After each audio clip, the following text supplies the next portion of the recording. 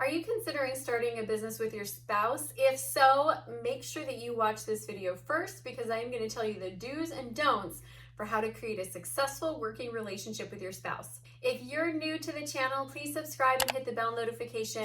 We release new content 3 times a week.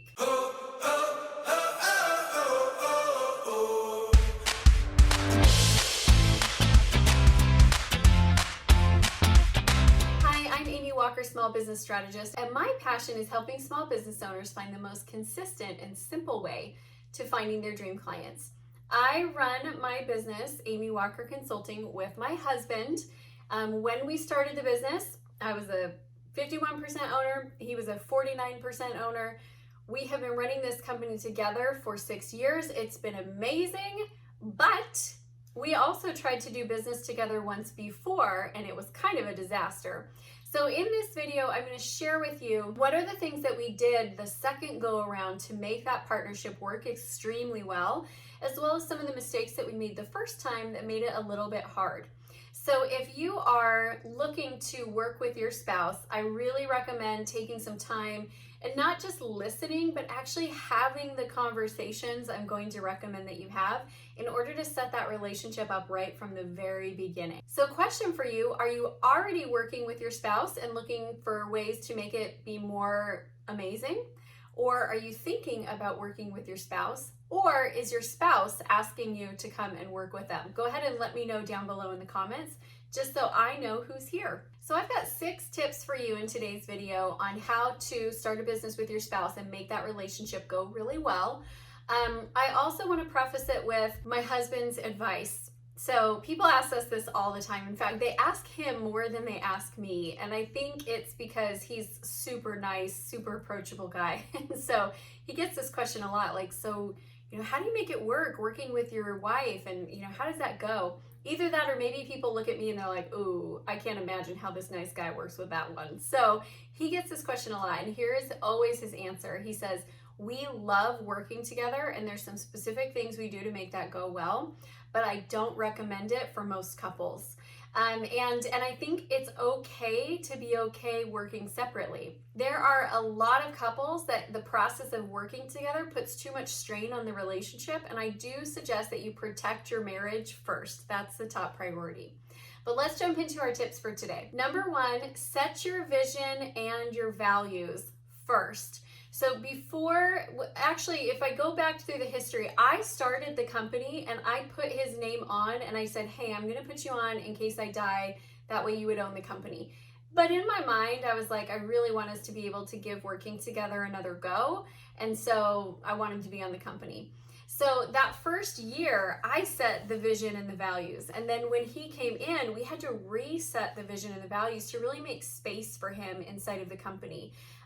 It is important that you guys are on board with the same vision and the same values if you're really going to partner together and launch a business together, because those vision and values make all of the decisions moving forward. If the decisions are not in line with the vision and the values, the answer is no. If the decision is in line with the vision and the values, the answer is yes. It unifies you and it helps take away a lot of arguments that could potentially happen down the road. My second tip is to have an honest assessment of strengths and weaknesses. You really have to be honest with each other in this, because there are some things that I kind of think I'm good at that my husband would disagree with, and things that I'm very clear that I'm not good at that my husband would agree with. And we need to know what our strengths and what our weaknesses are so that we can show up in our strengths and minimize the amount of things that we are expected to do that are inside of our zone of incompetence or our areas of weakness. This is really important, and this is one of the mistakes that we made our first go around in business. The first time we tried to work together, we tried to kind of both do the same things. And I wanted him to be the overflow of me. It was like, I'm really busy, and so I want you to do the things that I don't have time to do. And some of those tasks were honestly in his zone of incompetence. And so I was asking him to do things that he was not really well suited for, and then getting frustrated when they weren't being done the way that I wanted them to be done. Does that sound familiar to any of you working with your spouse? I hear this a lot from a lot of couples. So if we're honest about our strengths and weaknesses, that's going to set us up for step number 3, which is creating roles and responsibilities. We have very clearly defined roles. I know what his job is. He knows what my job is. We don't have a lot of overlap in what we're both doing. Now, it doesn't mean that he can't ask me for help or I can't ask him for help, but it's just like it would be at work if I'm asking for somebody else's help and it's not their job. That's the way that that flows. Instead of it being kind of this constant mishmash. And if you think about how we live our lives together, we kind of tend to just mold things together, and then there's a lot of overlap in the personal lives. That doesn't work really well in business. It works so much better in business if you have clearly defined roles and responsibilities.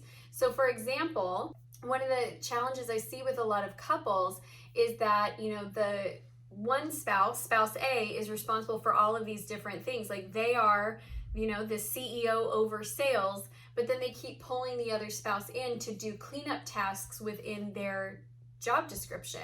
It's like, no, that's your department. My department is this. Because then spouse B gets frustrated because they can't do their job because they're constantly spending time taking care of the tasks that spouse A dropped the ball on. We don't want that. We want clearly defined roles and responsibilities. Tip number 4 is to have the hard conversations and make them legal.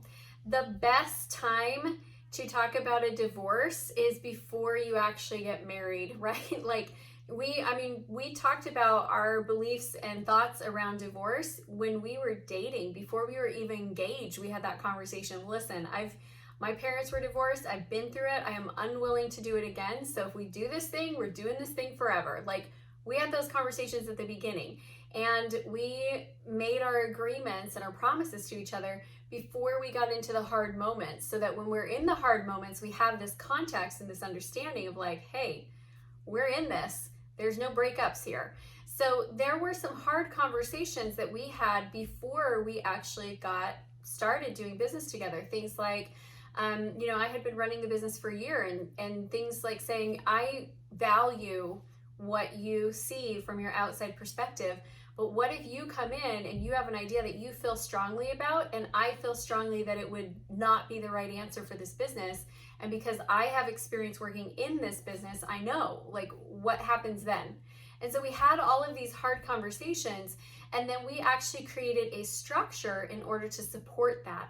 And so we have a hierarchy inside of the organization of who gets the final word in different areas of the business. We also had a conversation about, we love each other and we want what's best for our family. What would happen if something crazy happened and that changed at some point? I don't want the business to suffer, because then the whole family suffers. So what would happen? And so we had that conversation. Like, we had all of the hard conversations. And you guys, the first one happens actually quite a lot, where we don't agree. The second one, I don't ever anticipate that happening, but we had the conversation and we came up with our game plan.